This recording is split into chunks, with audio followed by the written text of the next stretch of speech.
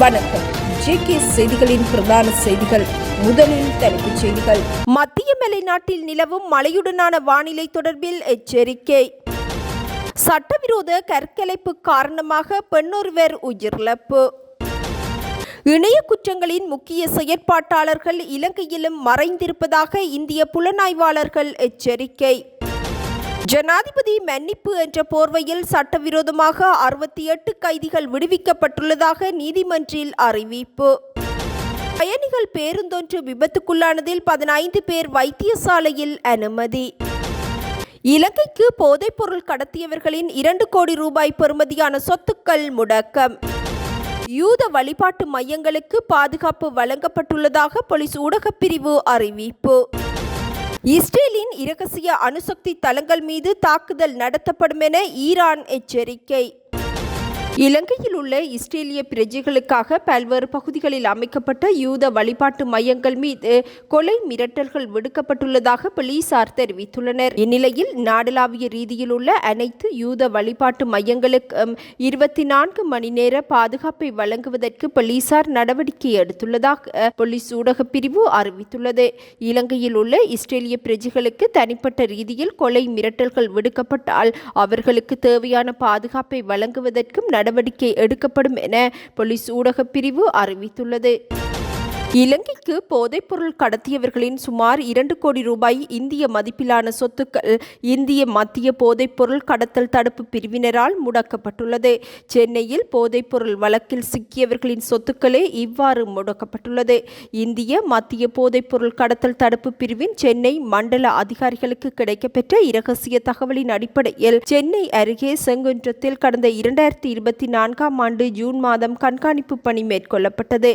இதன்போது மெத்தம்பெட்டமைன் போதைப்பொருள் கடத்தி வந்த குழுவினர் கைது செய்யப்பட்டிருந்தனர். அவர்களிடமிருந்து 1470 கிலோ மெத்தம்பெட்டமைன், 1.29 கோடி ரூபாய் பணம், 30,000 அமெரிக்க டாலர், இலங்கை ரூபாய் நோட்டுகள் ஆகியன பறிமுதல் செய்யப்பட்டது. இதனை அடுத்து வழக்கு விசாரணைகள் மேற்கொள்ளப்பட்ட நிலையில் போதைப்பொருள் கடத்தலில் ஈடுபட்ட அந்நபர்கள் ஹவாலா பண பரிமாற்றத்திலும் ஈடுபட்டிருப்பதும், அந்த கும்பல் இந்தியாவில் இருந்து இலங்கைக்கு போதைப்பொருள் கடத்துவதும், சிந்தட்டிக் வகை போதைப் பொருளை மையமாக கொண்டு கடத்தலில் ஈடுபடுவதும் கண்டறியப்பட்டது. இவ்வழக்கில் முக்கிய எதிரிகளான நிஷாருதீன் மற்றும் அவரது மனைவி ரஃபியா சஹானா ஆகியோருக்கு சொந்தமான 2 கோடி ரூபாய் மதிப்புள்ள 11 வீட்டு மனைகள், விவசாய நிலம் ஆகியவற்றை போதைப்பொருள் தடுப்பு சட்டம், கடத்தல் மற்றும் அந்நிய செலாவணி மோசடி சட்டம் ஆகியவற்றின் கீழ் முடக்கியுள்ளதாக இந்திய மத்திய போதைப்பொருள் கடத்தல் தடுப்பு பிரிவு அறிவித்துள்ளது. இவ்வழக்கு தொடர்பாக இந்திய மத்திய போதைப்பொருள் கடத்தல் தடுப்பு பிரிவு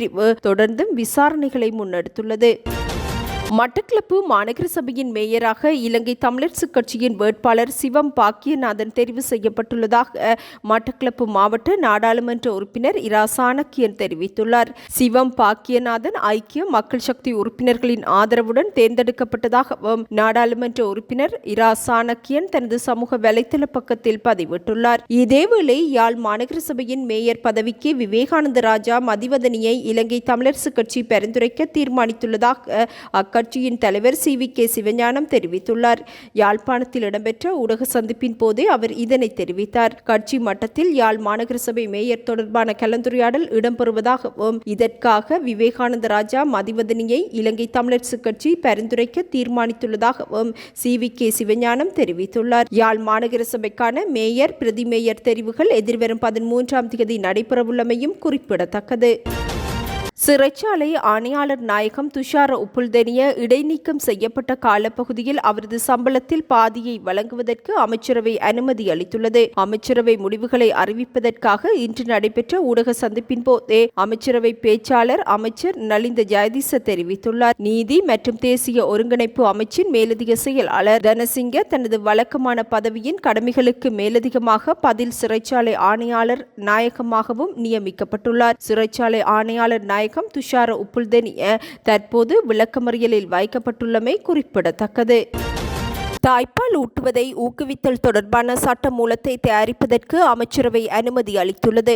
அமைச்சரவை முடிவுகளை அறிவிக்கும் செய்தியாளர் மாநாட்டில் வெகுஜன ஊடக அமைச்சர் நலிந்த ஜெயதிச இதனை தெரிவித்தார். தாய்ப்பால் ஊட்டும் குறிகாட்டி தொடர்பில் இலங்கை மிகவும் உயர்ந்த மட்டத்தில் இருப்பதாக தெரிவித்துள்ள அவர், வர்த்தக ரீதியான குறிக்கோளை முன்னிலைப்படுத்தி பால்மா உற்பத்தி தொழில்துறை மூலம் பிள்ளைகளுக்கு விடுக்கப்படும் ஒழுக்க நெறிக்கு முரணான மற்றும் பாதகமான தாக்கங்களில் இருந்து பிள்ளைகளை பாதுகாத்து பிள்ளைகளின் சுகாதார மற்றும் போசாக்கை பாதுகாப்பதும் விஞ்ஞான ரீதியாக உறுதி செய்யப்பட்டுள்ள பிரதான தலையீடாக கருதி தாய்ப்பால் ஊட்டுதலை பாதுகாப்பதற்கும் தாய்ப்பால் ஊட்டுதல் தொடர்பான உலக முன்னோடி என்ற ரீதியில் இலங்கை பெற்றுள்ள மரியாதையை தொடர்ச்சியாக பேணுதலை உறுதி செய்யும் வகையிலும் தாய்ப்பால் ஊட்டுதலை ஊக்குவிப்பதற்கான சட்டத்தின் மூலம் சட்ட ரீதியான ஏற்பாடுகளை அறிமுகம் செய்வதற்காக 2018 ஆண்டு அக்டோபர் மாதம் 16 அமைச்சரவை அங்கீகாரம் வழங்கியுள்ளது. இதற்கமைய குறித்த சட்டமூலத்தை தயாரிப்பதற்கான தற்போதைய அமைச்சரவையின் கொள்கை ரீதியான அங்கீகாரத்தை வழங்குவதற்காக சுகாதார மற்றும் வெகுஜன ஊடக அமைச்சர் சமர்ப்பித்த யோசனைக்கு அமைச்சரவை அங்கீகாரம் வழங்கியதாக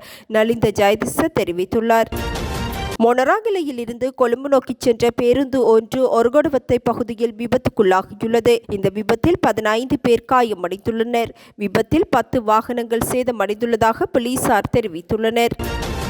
ஜனாதிபதி மன்னிப்பு என்ற போர்வையில் சட்டவிரோதமாக 68 கைதிகள் ஏற்கனவே விடுவிக்கப்பட்டுள்ளமை விசாரணைகளில் கண்டறியப்பட்டுள்ளதாக மேலதிக மன்றாடியர் நாயகம் திலிப்ப பீரிஸ் கொழும்பு நீதவான் நீதிமன்றில் தெரிவித்துள்ளார். இதன்படி 2024 ஆண்டு கிறிஸ்துமஸ் தினத்தில் 57 கைதிகளும் இவ்வாண்டு சுதந்திர தினத்தின் போது 11 கைதிகளும் தேவையான நிபந்தனைகளை பூர்த்தி செய்யாது முறைகேடாக விடுவிக்கப்பட்டுள்ளதாக அவர் சுட்டிக்காட்டியுள்ளார்.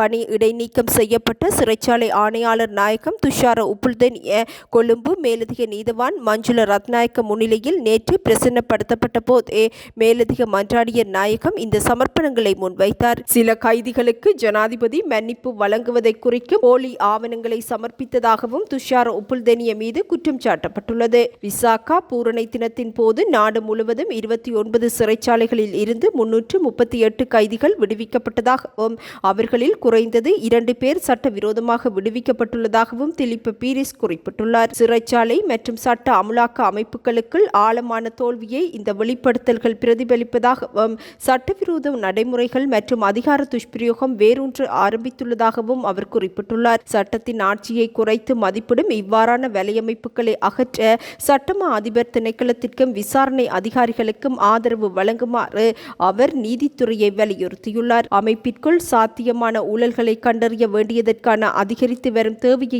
மேற்கோள் காட்டிய அவர், நாடு முழுவதும் உள்ள அனைத்து சிரேஷ்ட சிறைச்சாலை அதிகாரிகள் மற்றும் நிர்வாகிகளின் சொத்துக்கள் குறித்து பிரத்யேகமாக விரிவான விசாரணை நடத்தப்பட வேண்டும் எனவும் வலியுறுத்தியுள்ளார். இந்தியாவில் மேற்கொள்ளப்படுவதாக கூறப்படும் இணைய குற்றங்களின் முக்கிய செயற்பாட்டாளர்கள் இலங்கை மற்றும் கம்போடியாவில் மறைந்திருப்பதாக இந்திய புலனாய்வாளர்கள் சந்தேகம் தெரிவித்துள்ளதாக இந்திய ஊடகம் செய்தி வெளியிட்டுள்ளது. இச்சம்பவம் தொடர்பில் 2 பேர் கைது செய்யப்பட்டுள்ளதுடன் தமிழக புலனாய்வுத்துறையின் கூடுதல் தகவல்களும் பெங்களூரின் புலனாய்வுத்துறையினருக்கு கிடைக்கப்பெற்றுள்ளது. இதன் அடிப்படையில் சுமார் 4 கோடி ரூபாய் மோசடி குறித்து விசாரணைகள் முன்னெடுக்கப்பட்டுள்ளன. பெங்களூரைச் சேர்ந்த வயதான தம்பதியினரின் வங்கிக் கணக்கிலிருந்து பல லட்சம் ரூபாய்கள் பெறப்பட்ட சம்பவமும் இதில் உள்ளடக்கப்பட்டுள்ளதாக அறிவிக்கப்பட்டுள்ளது. எவ்வாறாயினும் இந்த பணம் இணைய குற்றங்களுடன் சம்பந்தப்பட்டவை அல்ல எனவும் இலங்கையின் கெசினோவில் இருந்து திரும்ப பெறப்பட்டது எனவும் கைது செய்யப்பட்டவர்கள் இந்திய விசாரணையாளர்களிடம் தெரிவித்துள்ளனர். இலங்கையில் தேசிய நிகழ்வுகளை கருத்திற்கொண்டு வழங்கப்படும் ஜனாதிபதியின் பொது மன்னிப்பிற்கான நிபந்தனைகளை எதிர்வரும் காலங்களில் நீதி அமைச்சு கடுமையாக்கும் என நீதி அமைச்சர் ஹர்ஷன நாணயக்கார தெரிவித்துள்ளார். பொது மன்னிப்பின் கீழ் கைதிகளை விடுவிப்பதில் அண்மையில் கண்டறியப்பட்ட முறைகேடுகளை கருத்திற்கொண்டு இந்த செயற்பாடு நடைமுறைக்கு வரும் எனவும் அவர் குறிப்பிட்டுள்ளார். தேசிய சுதந்திர தினம், விசாகா பூரணை மற்றும் நத்தார் போன்ற நிகழ்வுகளின் போது ஜனாதிபதியின் பொது மன்னிப்பின் கீழ் சிறை கைதிகள் விடுவிக்கப்படுகின்றமை வழமையாகும். இதற்காக சிறை அதிகாரிகளால் விடுவிக்கப்பட்ட வேண்டிய கைதிகளை தேர்ந்தெடுப்பதற்கான அளவுகோலை நீதி அமைச்சு உருவாக்குகின்றது.